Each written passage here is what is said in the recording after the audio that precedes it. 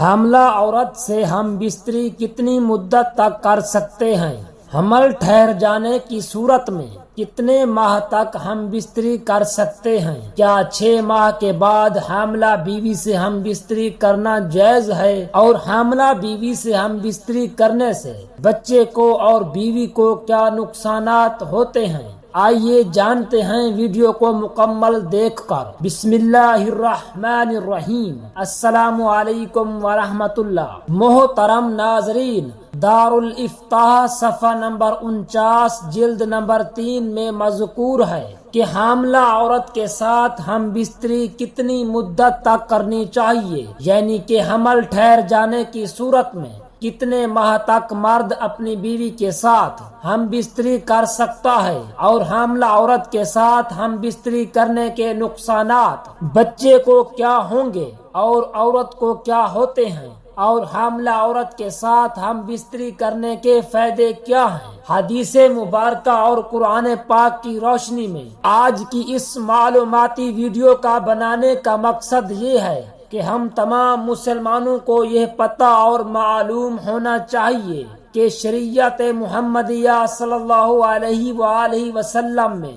حاملہ عورت کے ساتھ ہم بستری کب تک کر سکتے ہیں۔ محترم ناظرین، اپنی بیوی کے ساتھ ہم بستری کرنا سنت عمل ہے، اور سنت عمل جس نے ایک ادا کیا گویا اس نے 10 نیکیاں حاصل کی۔ حدیث صحیح مسلم میں حضرت عبداللہ بن عمر رضی اللہ تعالی عنہ فرماتے ہیں کہ اللہ تعالیٰ ان میاں بیوی پر راضی ہوتا ہے جو سرد راتوں میں ہم بستری کرتے ہیں اور رب کے ڈر سے ٹھنڈے پانی سے غسل کرتے ہیں اور اس کی رضا پر راضی رہتے ہیں۔ اس وقت اللہ تعالیٰ فرشتوں سے فرماتا ہے، اے فرشتوں، تم ان کے سابقہ گناہ معاف کر دو، کیونکہ اس نے میری رضا کے لیے ٹھنڈے پانی میں غسل کیا ہے، اس لیے میں ان پر راضی ہوں۔ محترم ناظرین، اپنی خواہش پر صبر کرنا بہت مشکل ہوتا ہے، تو اب سوال یہ ہے کہ مرد اپنی حاملہ بیوی سے ہم بستری کب تک کر سکتا ہے؟ 2 مہینے، 4 مہینے یا 6 مہینے؟ کب تک ہم بستری کر سکتا ہے اور کب پھر اس کو منع ہے؟ حمل کے دوران اگر ہم بستری کی جائے تو اس کا فائدہ کیا ہوتا ہے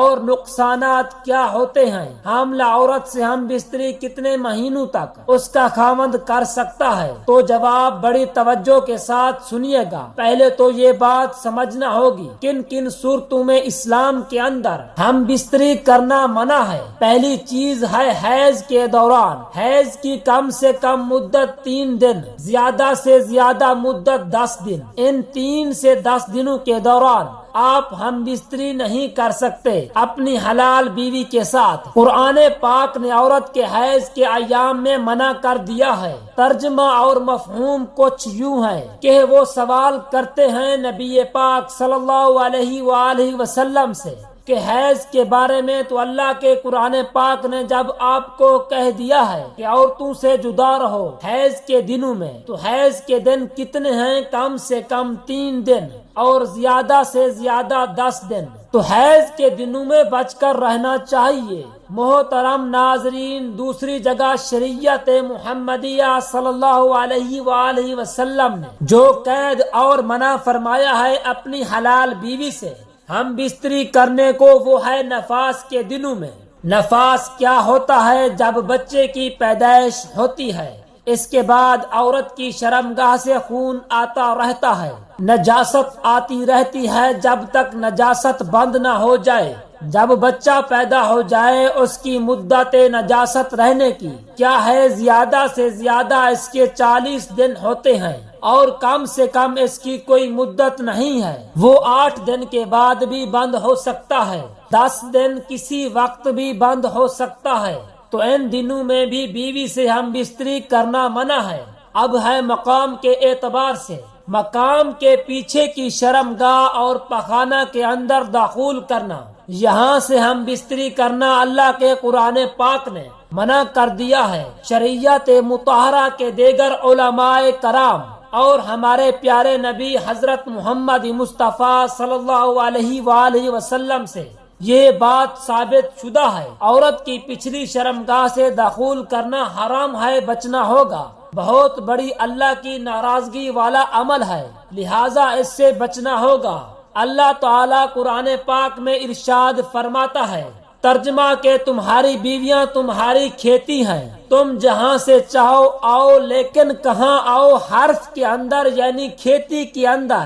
کھیتی وہ ہوتی ہے جس کے اندر بیج ڈالا جاتا ہے تو بیج اگتا ہے، غالب امکان یہی ہوتا ہے۔ کوئی بیماری لگ جائے، کوئی اور مسئلہ بن جائے تو وہ الگ بات ہے، لیکن غالب گمان کیا ہوتا ہے کہ وہاں سے کھیت اگتا ہے۔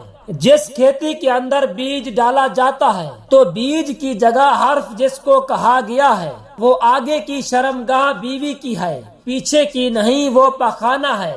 پخانے کی جگہ ہے، نجاست ہے، اس سے بچنا ہوگا۔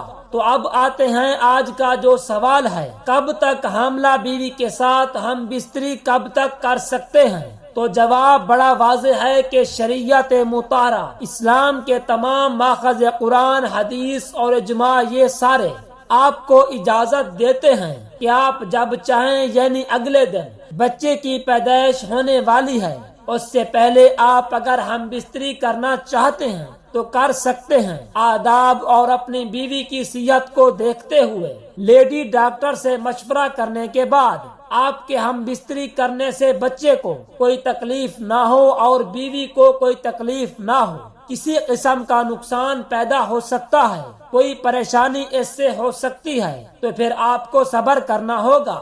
اور اگر اس طرح کا کوئی خدشہ نہیں ہے، کوئی امکان نہیں ہے، تو آپ آزاد ہیں، جب چاہیں جیسے چاہیں، آپ کی بیوی کے لیے آسانی ہو، اس کو تکلیف نہ ہو، بیوی کو بھی تکلیف نہ ہو، بچے کو بھی تکلیف نہ ہو، صرف یہی چیز آپ نے سامنے رکھنی ہے۔ باقی سب کچھ لوگوں کی باتیں اپنی جگہ پر، ان کو نہیں دیکھنا، صرف اور صرف شریعت مطہرہ آپ کو اس حوالے سے آزاد چھوڑ رہی ہے۔ صرف آپ نے ڈاکٹر کی رائے کا احترام کرنا ہے۔ لیڈی ڈاکٹر جو مستند مسلمان ڈاکٹر ہونا لازمی ہے۔ حاملہ بیوی کے ساتھ ہم بستری کرنے کے فوائد کیا ہیں؟ فقہا کی رائے ہے، لیکن رائے انتہائی مستند کتاب کے اندر لکھی ہوئی ہے۔